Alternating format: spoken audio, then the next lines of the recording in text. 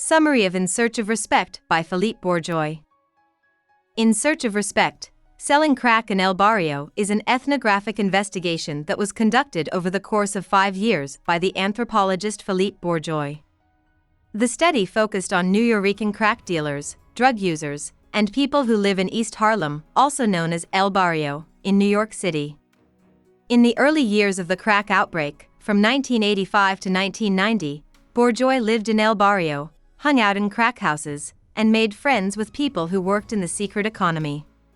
He learns about the social and economic issues that push young people in El Barrio into the drug trade. For example, the people who live there don't have many opportunities in the legal economy. They have to deal with the long-lasting effects of colonialism and racism, and they use an anti-establishment street culture to express themselves and gain respect. Mainstream American society then uses their problems against them to show that they can't fit in and don't deserve public support or attention. The book's introduction from 2003 talks about how El Barrio has changed since the first version came out in 1995. Next, in the opening, Bourgois talks about how he ended up studying the multi-billion-dollar crack cyclone that hit New York in 1985. He did this because he realized that the drug outbreak was a major sign of El Barrio's poverty and New York's inequality. Bourgois says that the only good way to study East Harlem is through informal observation, since most of the economic activity, like the drug trade, and many of the people who live there don't show up on official polls. But qualitative research also has a lot of challenges, like avoiding anthropology's profoundly elitist tendencies to ignore the real pain of the people they study and making sure that people don't misread the stories in his book as bad stereotypes. Bourgois wants to show how both social factors and individual choices affect the lives of the people he studies. He also wants to create an alternative, critical understanding of the U.S. inner city rather than just a sensationalized pornography of violence. Bourgois starts Chapter 1 by talking about how his friendship with Ray, the boss of El Barrio's drug network, gave him safe access to crack houses where a white professor from an upper-class background who didn't use drugs wouldn't be welcome. In fact, everyone thinks at first that Bourgois is a police officer working secretly. When Bourgois accidentally tells all of his friends and workers that Ray can't read or write, his whole project is in danger of falling apart. Ray gets angry, but he later forgives Bourgois. This is an example of how he uses violence, power, and generosity to control his business and image. But even though Ray is good at controlling his image, he can't work in normal society at all because the illegal economy and the legal economy need different kinds of cultural capital. El Barrio is clearly ruled by the drug trade, which makes locals, law enforcement, and wary strangers believe in a culture of terror. In Chapter 2, Bourgois looks at how the lives of the people he studies are shaped by their neighborhood and colonial pasts. When Puerto Rico became a part of the United States, many of its people moved to New York City. The slow fall of New York's manufacturing sector drove the children of immigrants, Bourgois' subjects, to take jobs that were low-paying or illegal. The idea of the rural Jbaro, who refuses to work for the government but is then forced to, has come to represent Puerto Ricans' sense of being pushed out of their homes unfairly and their dislike of the government and normal society. East Harlem has always been a poor immigrant neighborhood where each generation turns against the next. Bourgois has seen tension between Italians and Puerto Ricans turn into tension between Puerto Ricans and Mexican arrivals. Scholarly and popular writing about East Harlem has focused on its poverty, crime, and booming drug trade, which the Italian-American mafia did its best to support in the first half of the 20th century. The government also made the problems in the area worse by tearing down large parts of it to build public housing and stepping up its efforts to stop drug trafficking, which led dealers to switch from selling marijuana to selling cocaine, which was less obvious. In Chapter 3, Bourgois looks at the background and business plan of Ray's crack house, the Game Room, which is very successful and makes a lot of money. Primo and Caesar, two of Bourgois' friends who work at the Game Room, only make a little more than minimum wage and still live with their moms and girlfriends. They admit that they would happily take legal work if they could find it. Labor problems make selling crack even less glamorous, like when Ray cuts Primo's pay and hours to hire another dealer, Tony. In Chapter 4, Bourgois looks at what happens to each of his friends when they join the legal economy. They can only get the least desirable jobs in U.S. society, and they often get fired from those jobs. His friends both dislike and agree with the idea that they are too lazy to do good work.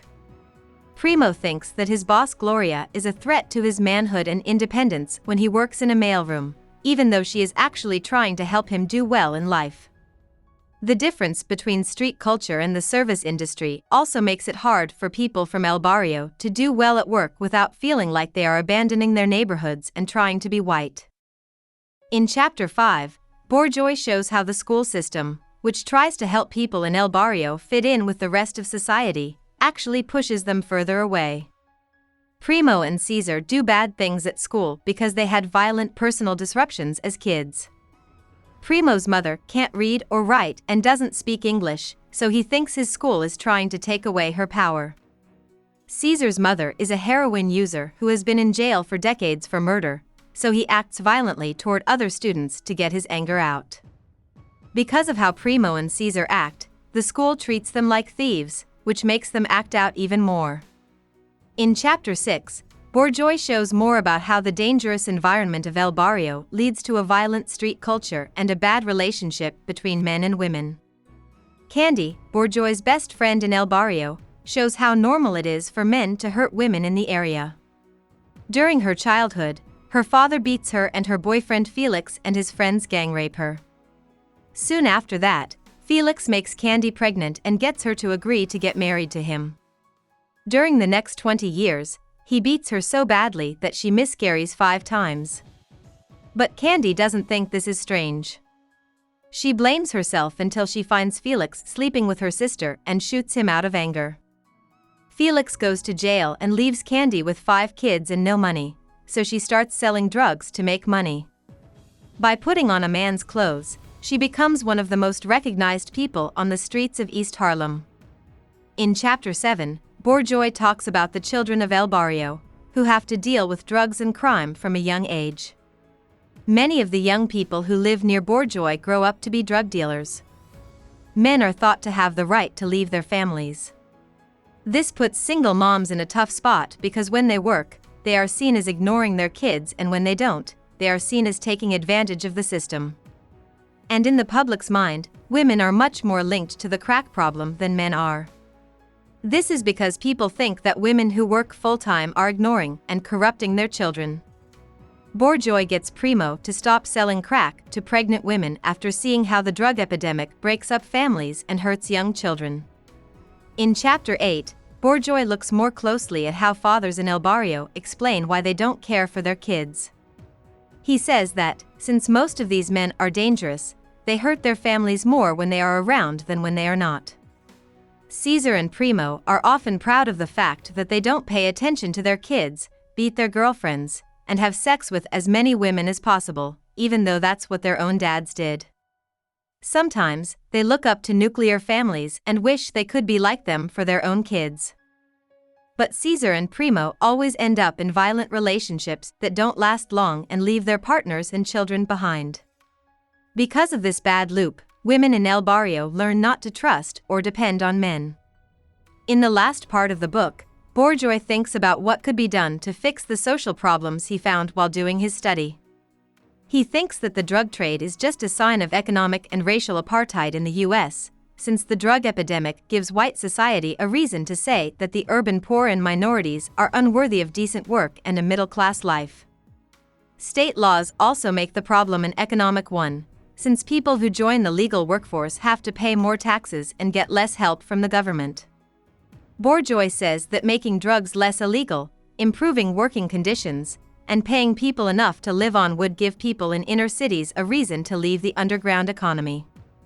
At the end of In Search of Respect, there are 2 epilogues that tell what happened to Bourgois' friends in 1995 and 2003. Many of them keep using drugs, and some of them end up in jail.